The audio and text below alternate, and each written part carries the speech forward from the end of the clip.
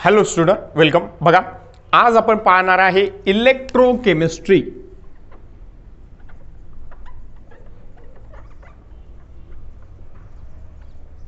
या युनिटचा आणखी एक पॉइंट ज्याचं नाव आहे व्हीटस्टोन ब्रिज. व्हीटस्टोन ब्रिज हा एक प्रिन्सिपल आहे, हे एक मेथड आहे का ज्याद्वारे आपण एखाद्या सोल्युशनची जी काही कंडक्टिव्हिटी आहे की एखादं सोल्युशन असेल तुमच्याकडे XYZ कन्सन्ट्रेशनचं, त्याची कंडक्टिव्हिटी काय आहे हे आपण कॅल्क्युलेट करू शकतो. बट त्याच्या अगोदर आपल्याला दोन इक्वेशन माहिती आहेत. Molar conductivity equals to that is K/C. That is हे पहिलं इक्वेशन. हे जे काही पहिलं इक्वेशन आहे हे बॉक्समध्ये दिलेलं, याचं मिनिंग काय आहे? Capital lambda for molar conductivity, K equals to conductivity constant and C is the concentration of solution. म्हणजे जर तुमच्याकडे कंडक्टिव्हिटी कॉन्स्टंट असेल त्या पर्टिक्युलर मॉलिक्यूलसाठी आणि त्याच्यानंतर कन्सन्ट्रेशन ऑफ सोल्युशन असेल, so you can calculate the molar conductivity of that solution. But we also know that जेव्हा आपण काल एक इक्वेशन पाहिलं about the cell constant, okay, एक इक्वेशन पाहिलं होतं आपण, that is B equals to K/R. हे एक इक्वेशन पाहिलं होतं, हे इक्वेशन नंबर सेकंड.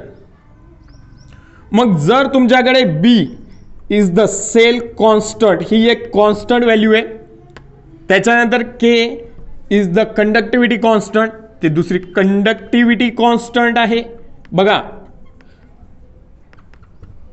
आणि त्याच्यानंतर R is the resistance of a solution. R is the resistance of a solution. So याच्यामध्ये काय होणार आहे, जर तुमच्याकडे K ची व्हॅल्यू आली, आता K ची व्हॅल्यू कशी काढणार आहे? इक्वेशन 2 वरून simple, K equals to B into R. हे जे काही इक्वेशन थर्ड आहे, हे इक्वेशन थर्ड तुम्हाला कशाची व्हॅल्यू देईल?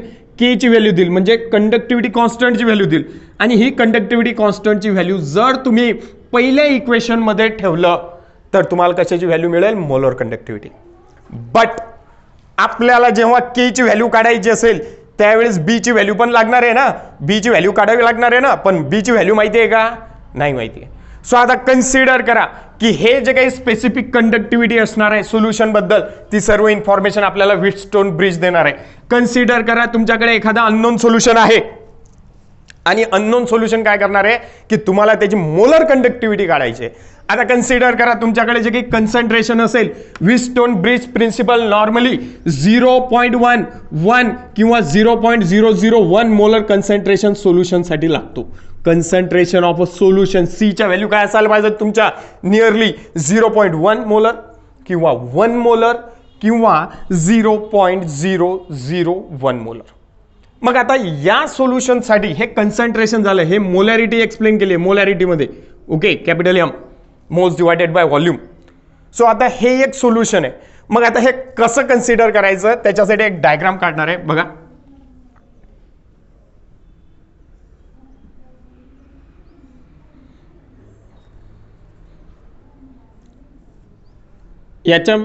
ही एक डायग्राम आहे, याच्यामध्ये आपण स्पेसिफिक कंडक्टिव्हिटी पाहणार आहे, मोलर कंडक्टिव्हिटी कशी काढायची तर, आणि हे वर्किंग कसं करतं त्याबद्दल इन्फॉर्मेशन घेणार आहे.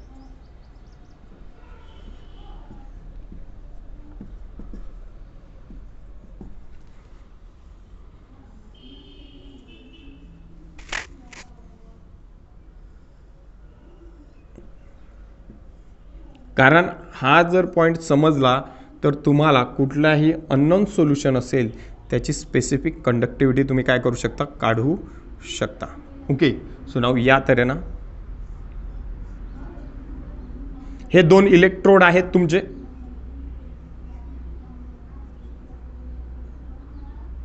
आणि हे जे काही दोन इलेक्ट्रोड आहेत हे ॲक्च्युली प्लॅटिनम प्लेटपासून बनलेले असतात. मला बघू द्या पहिले का हा पार्ट व्हाईट बोर्डवरचा येतोय का नाही येत आहे. सो येतो व्हिडिओमध्ये. सो नाव हे एक सोल्युशन आहे, दॅट इज प्लॅटिनम प्लेट. ह्या दोन्ही प्लॅटिनम प्लेट आहेत. त्याच्यानंतर that is conducting wire, that is CU wire घेतो आपण नॉर्मली, कॉपरची वायर तिथं घेत असतो. Okay, AC. त्याच्यानंतर एक D आहे एक, आणि एक जॉकी असतो तिथं, sliding jockey.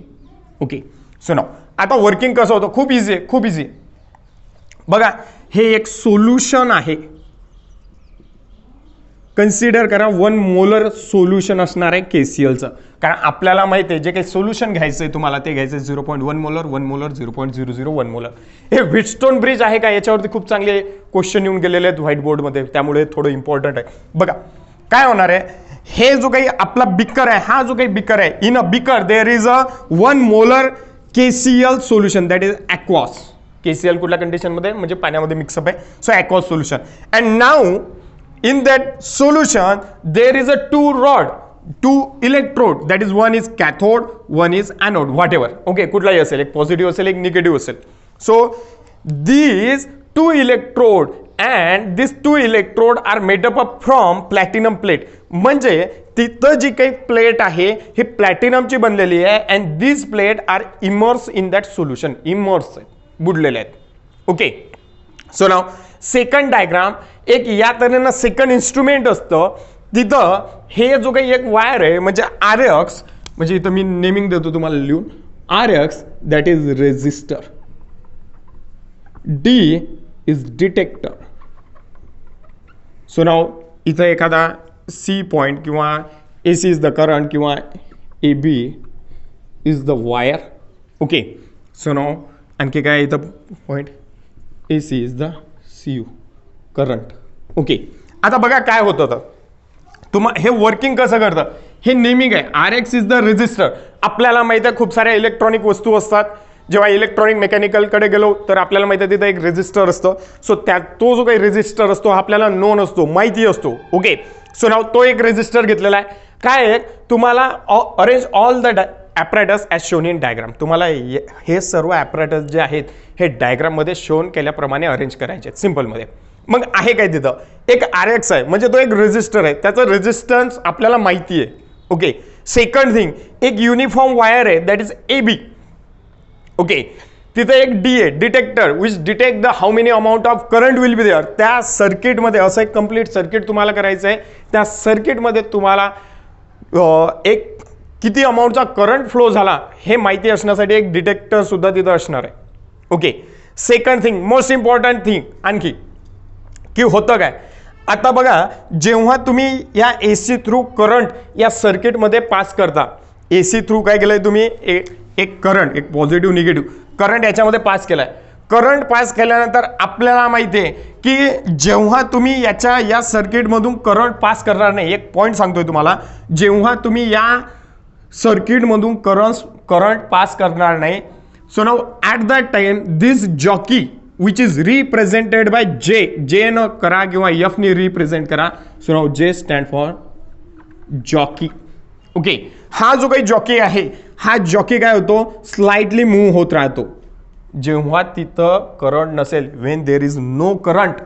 So now this jockey which is move very easily, हा काय होतो, हा या तऱ्हेने काय होतो, मूव्ह होतो. इमॅजिन करा. पण जेव्हा तुम्ही त्याच्यामधून काहीतरी अमाऊंटचा करंट पास करता तेव्हा या जॉकीची मुवमेंट काय होते, स्लाइडली हळूहळू काय होते, कमी होऊन जाते, आणि त्यावेळेस हा जॉकी काय करतो, या ठिकाणी असा फिक्स राहतो जेव्हा सफिशियंट अमाऊंटचा करंट तिथं तुम्हाला पाहायला मिळेल. ओके, जेव्हा 1 मोलर सोल्युशन असेल, 1 मोलर घ्या, कुठलंही कन्सन्ट्रेशन काही पण घ्या. सो ना हा जो जॉकी आहे हा आता मुवमेंट करणार नाही, हा एकदम काय होईल, स्टॉप होऊन जाईल. आणि हा जिथं स्टॉप होईल त्याच ठिकाणी तुम्हाला एखादा पॉईंट नोट करावा लागेल. कन्सिडर करा हा पॉईंट असेल, त्या पॉईंटला मी नाव देईल, now that is your E. हा पॉईंट आहे तुमचा E, कारण E हा वर्ड आपण सध्या तरी यूज केला नाही कुठे, म्हणून त्याला मी E म्हटलंय.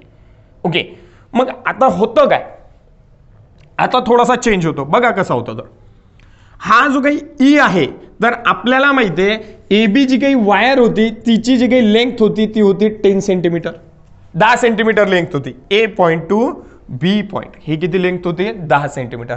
पण जेव्हा हा जॉकी काहीतरी अमाऊंटचा करंट पास केल्यानंतर हा पहिले मूव्ह होत होता, नंतर करंट पास केल्यानंतर तो एकदम स्ट्रेट झाला इथं, तेव्हा आपल्या असं लक्षात आलं की हे जे काही डिस्टन्स असणार आहे ए बी हे दोन पार्टमध्ये डिवाइड केलं जाईल, ए ई आणि ई बी. आलंय लक्षात. सो नाव या करंटच्या बेसिसवर, या लेंथच्या बेसिसवर तुम्ही काय करू शकता, रेजिस्टन्स ऑफ अ सोल्युशन काढू शकता. या व्हीटस्टोन ब्रिजचा एकच प्रिन्सिपल आहे, resistance of a solution calculate करणे. Resistance of a solution. So by using this Wheatstone bridge we can calculate the resistance of a solution. So how we can calculate the resistance of solution? Let's see.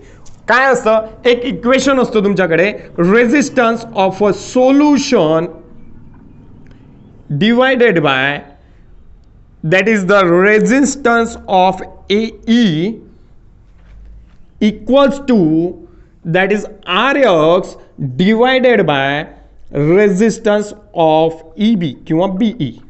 आता हे आहे काय नेमकं, BE हे आहे काय नेमकं, हे जे काही इक्वेशन आहे, इक्वेशन ए हे खूप इम्पॉर्टंट आहे. या इक्वेशन वरून तुम्ही रेजिस्टन्स ऑफ अ सोल्युशन काढू शकता. याचं वर्किंग कसं आहे, सिंपल मध्ये, when you pass the some amount of current through that circuit, so now this movement of jockey get stop at a one specific point. हा याही साईडला स्टॉप होऊ शकतो किंवा हा याही साईडला स्टॉप होऊ शकतो, पण ते डिपेंड करतो तुमच्या सोल्युशनचं रेजिस्टन्स किती त्याच्यावरती. ओके, सो ना आता या इक्वेशनवरून, but we also know that resistance is directly proportional to the length by ए.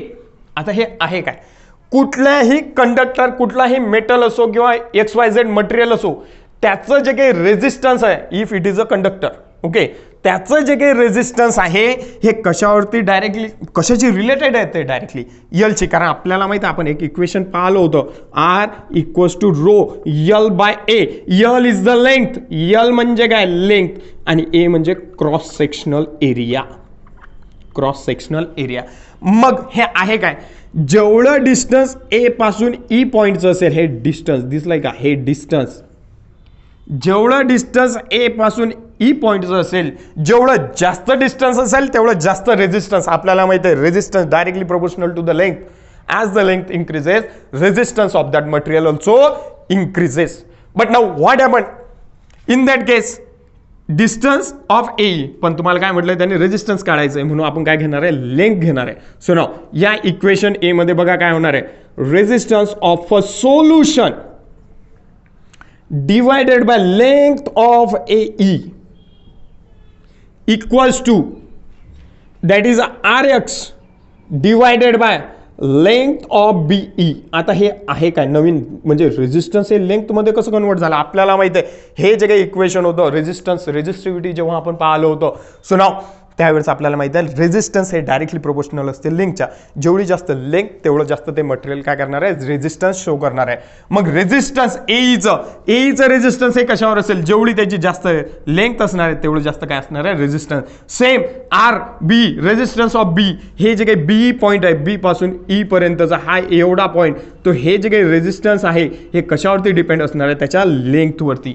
मग आपल्याला माहित आहे ए बी जे काही वायर होती ते तुमची किती सेंटीमीटर होती, 10 सेंटीमीटर.